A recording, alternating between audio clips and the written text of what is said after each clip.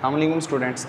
हमारा अगला टॉपिक है बायोलॉजी का 10th क्लास, चैप्टर हमारे पास 11 है, होम्योस्टेसिस। इसमें हम बात करेंगे ऑस्मोटिक एडजस्टमेंट इन प्लांट्स।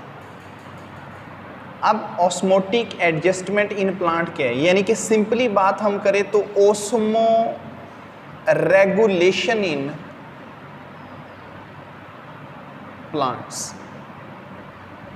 पौधे बेसिकली तौर पर ओस्मो रेगुलेशन किस तरह से करते हैं, पौधे अपने जिस्म का जो फ्लूइड है वो उसको किस तरह से मेंटेन करने की कोशिश करते हैं। देखिए, osmo regulation maintain body water and minerals. जिस्म के अंदर जो पानी है, जो मिनरल्स हैं, इनको बरकरार रखना, ये बेसिकली तौर पर क्या कहलाता है, ऑस्मो रेगुलेशन इन प्लांट्स कहलाता है।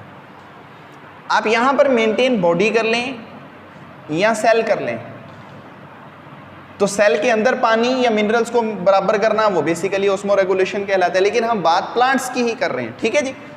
तो प्लांट के अंदर वाटर को और मिनरल्स को मेंटेन करने के लिए जो इनकी कैटेगरीज हैं, उसके लिहाज से जो प्लांट्स होते हैं वो हमारे पास 3 काइंड्स के होते हैं, 3 टाइप्स हैं। वैसे इनकी 4 टाइप्स होती हैं, आपकी बुक में इन्होंने 3 बयान की हुई हैं। सबसे पहली जो किस्म है उसमें हम बात कर रहे होते हैं किसकी, हाइड्रोफाइट्स की। हाइड्रोफाइट्स। दूसरी जो चीज़ होती है, दूसरे यानी कि जो प्लांट्स होते हैं वो हमारे पास कहलाते हैं जीरोफाइट्स। तीसरे जो प्लांट्स होते हैं वो हमारे पास कहलाते हैं हेलोफाइट्स। ये 3 तरह के पौधे होते हैं। इनके अंदर कुछ मेन पॉइंट्स हैं, जिन मेन पॉइंट्स को आपने फॉलो करना है, जिन्हें आप बयान करोगे। वो सबसे पहली चीज़ क्या है, नंबर ऑफ स्टोमेटा। स्टोमेटा की तादाद कितनी है और स्टोमेटा किस जगह पे मौजूद है, पौधे की किस जगह पे स्टोमेटा होते हैं, कितनी तादाद में होते हैं, वो नंबर ऑफ स्टोमेटा, पहला पॉइंट। दूसरी चीज़, थिकनेस ऑफ क्यूटिकल।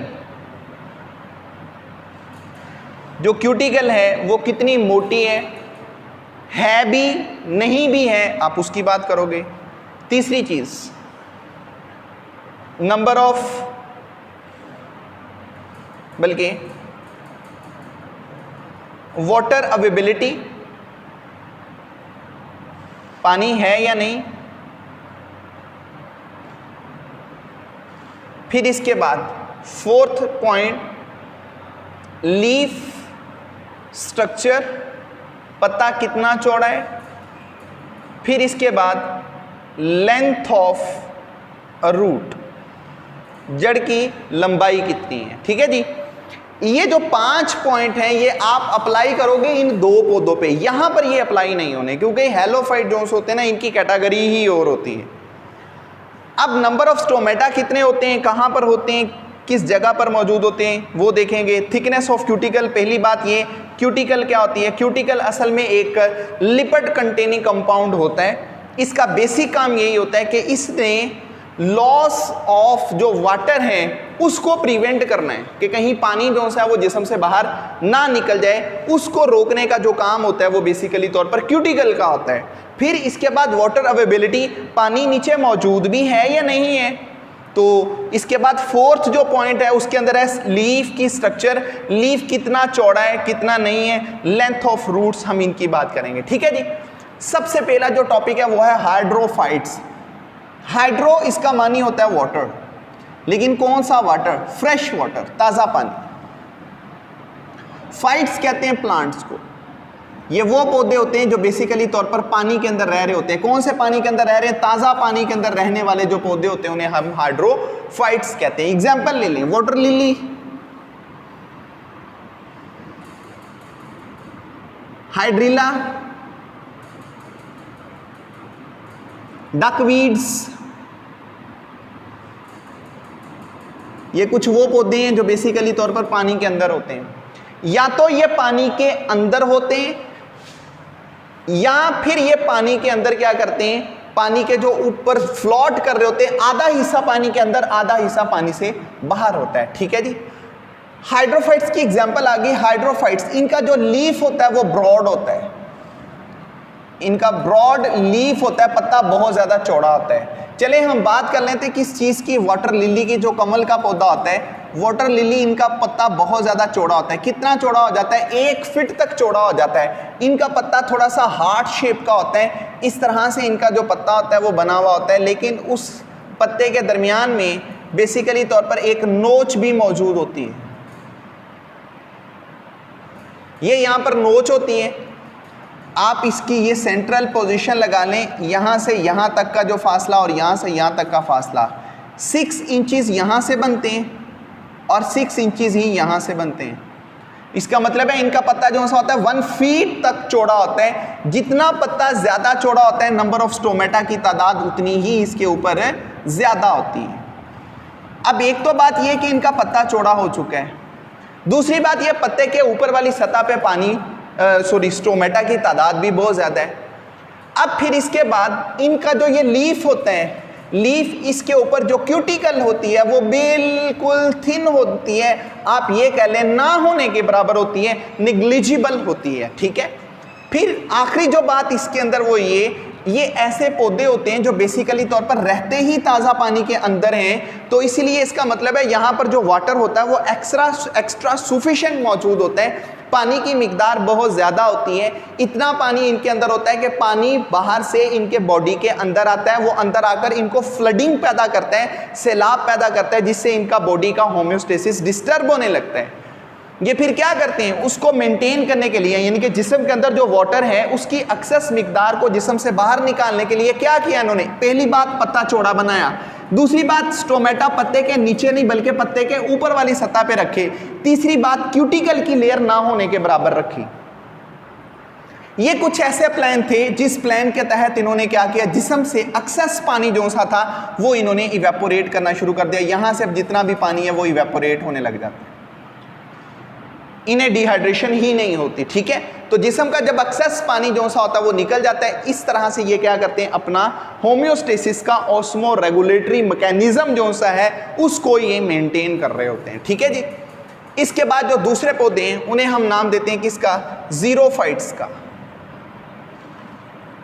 ज़ीरोफाइट्स ये ऐसे प्लांट्स होते हैं जो बेसिकली कहाँ रह रहे होते हैं? ज़ीरो कहते हैं ड्राई को, लेकिन हम यहां पर ड्राई का मतलब लेते हैं डेजर्टेड। फाइट्स कहते हैं प्लांट्स को, वो पौधे जो बेसिकली तौर पर कहाँ रहते हैं? सहराओं में रहते हैं, हम उनको डेजर्टेड प्लांट्स कहते हैं। अब ये जो ज़ीरोफाइट्स होते हैं ये क्या काम, ये कैसे अपनी बॉडी का ऑस्मो रेगुलेटरी मैकेनिज्म जो है उसको मेंटेन करते हैं? ज़ीरोफाइट्स, इनका जो बॉडी होता है, पहली बात ये डिफरेंट प्लान करके अपने जिस्म के अंदर से कुछ चीज़ों को रिड्यूस कर देते हैं। अब वो चीज़ें रिड्यूस क्या होती हैं? पहली बात ये, इनका जो लीफ होता है वो चेंज हो जाता है किस में? थॉर्न में। ये उसको खुद कांटे में ले आते हैं, थॉर्न में ले आते हैं। दूसरी बात ये, जिस्म के अंदर जो वुड होती है उस लकड़ी को रिप्लेस कर लेते हैं किसके ज़रिए से? साकुलेंट ऑर्गन्स के ज़रिए से। एक बात, अपना पत्ता इन्होंने बना लिया, उस पत्ते को मॉडिफाइड कर लिया किसके अंदर? कांटे में, थॉर्न। दूसरी बात ये, लकड़ी उसको ख़त्म किया, उसको रिप्लेस किया, लकड़ी की रिप्लेसमेंट की किसके ज़रिए से? साकुलेंट ऑर्गन्स के ज़रिए से। ये जो साकुलेंट ऑर्गन्स होते हैं ये गूदेदार ऑर्गन होते हैं, आप इसको देख सकते हैं। एग्जाम्पल ले लें इनकी, किस में देख सकते हैं? जैसा कि कैक्टस, एलोवेरा जिसे कवार कहते हैं, यूफोर्बिया, ये वो पौधे हैं जिन्हें हम डेजर्टेड प्लांट्स कहते हैं, इनके अंदर लकड़ी नहीं होती। आप एलोवेरा कवार उसको काट के देखेंगे तो उसके अंदर गूदेदार मटेरियल होता है, उसका पत्ता भी नहीं होता, उसकी वो टोटल स्टेम होती है। स्टेम के आउटसाइडर जो मार्जिन होते हैं वहां पर छोटे छोटे कांटे होते हैं, वो उनका पत्ता मॉडिफाइड हो चुका होता है लीफ के अंदर। असल में लीफ का सरफेस एरिया ज़्यादा होता है, लेकिन जो कांटे का होता है वो सरफेस एरिया कम होता है, जिसकी वजह से क्या होता है, एक तो ये इनके स्टोमेटा ओपनली नहीं होते, इनके स्टोमेटा डिप्रेशन में होते हैं, गड्ढे में होते हैं, नीचे दबे हुए होते हैं, जिसकी वजह से धूप बहुत कम पड़ती है। जितनी धूप कम पड़ेगी स्टोमेटा कम ओपन होगा, जितना स्टोमेटा कम ओपन होगा उतनी ही ट्रांसपायरेशन के रेट में कमी आएगी। इसका मतलब है जिस्म से पानी कम इवेपोरेट होगा। दूसरी बात ये जो ज़ीरोफाइट्स होते हैं इनके पास जो वाटर होता है वो आप ये कह लें कि वो सफिशिएंट लेवल से भी नीचे होता है, जो इनकी मुनासिब एक लिमिट होती है उस लिमिट से भी लो होता है।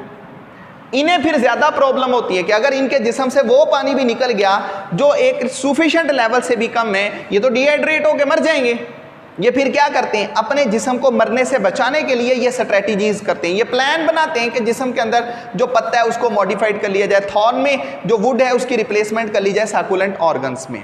ये ऑर्गन्स क्या करते हैं, साकुलेंट ऑर्गन्स बने होते हैं पेरेन्काइमेटस टिश्यूज़ के। ये पेरेन्काइमा जो टिश्यूज़ होते हैं उन टिश्यूज़ के बने होते हैं। इनके अंदर ये एबिलिटी होती है कि ये फोटोसिंथेसिस भी करते हैं, फोटोसिंथेसिस करने के साथ साथ ये वाटर को स्टोर भी करते हैं। ये साकुलेंट ऑर्गन्स होते हैं। अब इनकी जो स्टेम होती है, बड़ी मजे की बात ये है, ये इनकी स्टेम टोटली ग्रीन होती है, तो इस वजह से आप ये नहीं कह सकते कि ये फोटोसिंथेसिस नहीं करते। फिर आखिरी बात, ज़ीरोफाइट्स, इनके पास क्यूटिकल की लेयर बहुत मोटी होती है। इतनी मोटी क्यूटिकल की लेयर होती है कि आप उसको नेकेड आई से भी देख सकते हैं। तो वो जितनी मोटी क्यूटिकल की लेयर होगी उतना ही ये ट्रांसपायरेशन के रेट को डिक्रीज करने में हेल्प करेगी। ठीक है जी। यहां पर बात कर लें क्यूटिकल थी ही नहीं, यहां पर बात कर लें एक्स्ट्रा थिक क्यूटिकल मौजूद होती है। ठीक है जी। जो तीसरे प्लांट्स हमारे पास होते हैं उनको नाम दिया जाता है किस चीज का, हेलोफाइट्स का। ये जो हेलोफाइट्स होते हैं इन्हें क्या कहते हैं, हेलो बेसिकली कहा जाता है साल्ट को और फाइट्स कहते हैं प्लांट्स को। वो पौधे जो बेसिकली तौर पर साल्टी इन्वायरमेंट में होते हैं हम उनको नाम देते हैं किसका, ज़ीरोफाइट, हेलोफाइट्स का। अच्छा, अब ये पौधे बाकियों से बहुत डिफरेंट होते हैं। वो किस तरह से, चलें यहां पर लगा लें प्लांट बॉडी, यहां पर लगा लें आउटर इन्वायरमेंट।